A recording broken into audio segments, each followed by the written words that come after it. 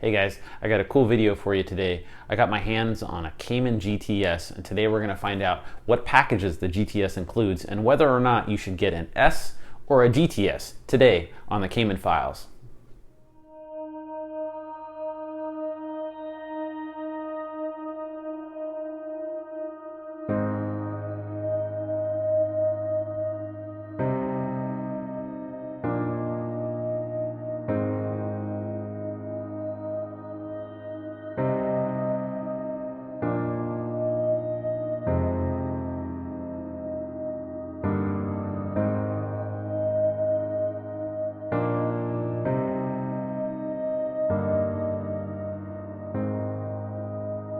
Okay guys, so before we go any further, let's talk about the chassis. Both of these cars run off the 981 chassis, so they're identical. The next up is the motor. The motor is also identical. It's a 3.4 liter out of the base Carrera. However, it's tuned a little bit differently for the GTS. Both of the cars run the same RPM limiter at 7,400. They have the same compression ratio and almost identical top speeds, with the GTS being 175 miles an hour versus this one, which is 174. But they've tuned the motor a little bit differently in the GTS to crank out a little more horsepower. The GTS is 340 horsepower, while the S is 325. Oddly, if you look it up directly on the Porsche website, you'll find out that both cars run the identical 0 to 60 time of 4.4 seconds.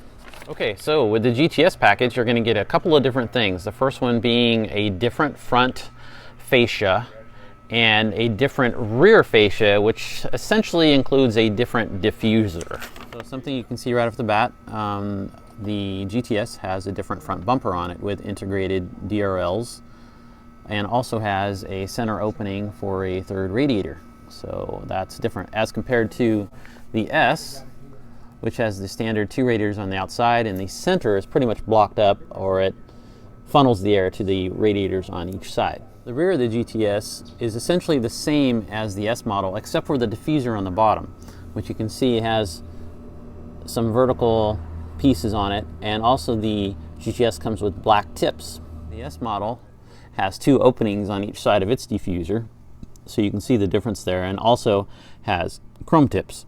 This also comes with tinted taillights, which are different than the S model, which are all red. And I'll try to insert a photo of those because the S model that we have here has been upgraded with the GTS taillights also. Also a GTS logo on the side of the doors. Also included in the GTS package is the bi-xenons with the dynamic lighting system, and those are the headlights that automatically turn when you turn the steering wheel. Also, as I was looking around on this car, I noticed that the inside of the headlamp is black, which is the same on the S model, but the little bezels around the headlights themselves are black too, and on the S they are chrome. And here's a quick comparison, a shot of the headlight on the S model, and you can see the differences in the headlight.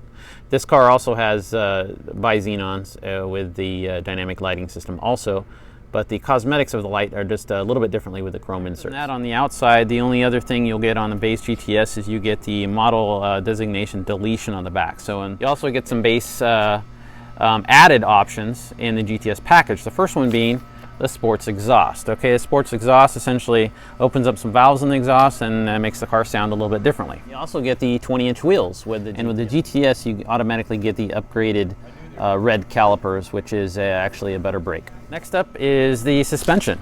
So on the suspension on the GTS, it will either come with the X73 suspension or the PASM, which is the adjustable suspension. In this case right here, this car came with PASM. I forgot to add that the GTS also includes a sports chrono option, which includes changes to the computer system that allow dynamic changes to the transmission and to the throttle mapping. Okay, first up on the GTS interior package is the sport seats. So on the sport seats, you get essentially larger bolsters on the side. And in addition, you also get the GTS logos on the top. For comparison, here are the standard sport seats, and you can see there's no logo on the top.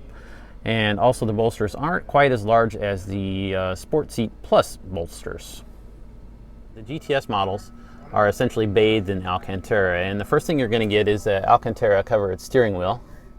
Next up, you're going to get an Alcantara lower dash. So all the lower dash pieces, including the glove box, are covered with Alcantara.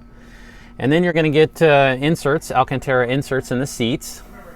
You're also going to get Alcantara headliner and Alcantara A-pillars. Part of the GTS package, you get the sports design steering wheel.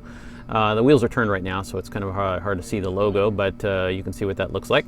Otherwise, you're going to get a standard Porsche steering wheel, and I think the base Porsche wheels are not too attractive, so I really like this upgrade. And lastly, on the GTS, you're going to get some carbon fiber inserts. So this particular car, or all the GTSs, will get carbon fiber inserts in the dash. You'll get carbon fiber inserts in the door trim.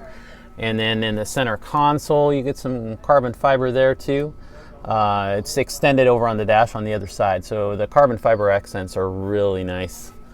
Can't forget the Cayman GTS logo on the door sill. So basically that's it. With the GTS package, you're going to get those exterior and interior modifications that I mentioned. Also, you're going to get that horsepower change in the motor. Even though it's the same motor, you get a little more horsepower with the GTS model.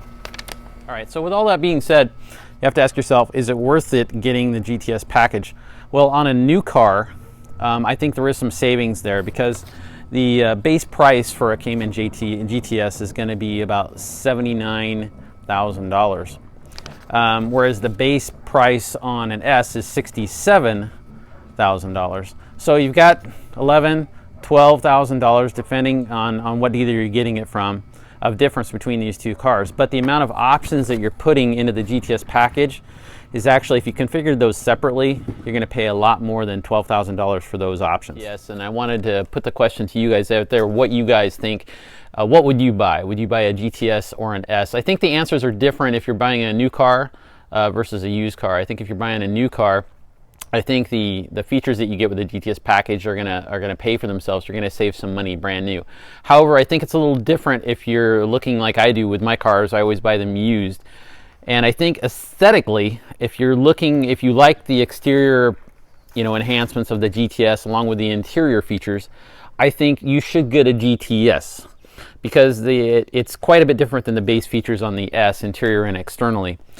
However, if you're just shopping for performance, I think your better deal is the Cayman S in that case. But I want to know from you guys what you guys think, and what you would buy, an S or a GTS, and tell me what you think. All right, thanks. Fading so slow, black hole.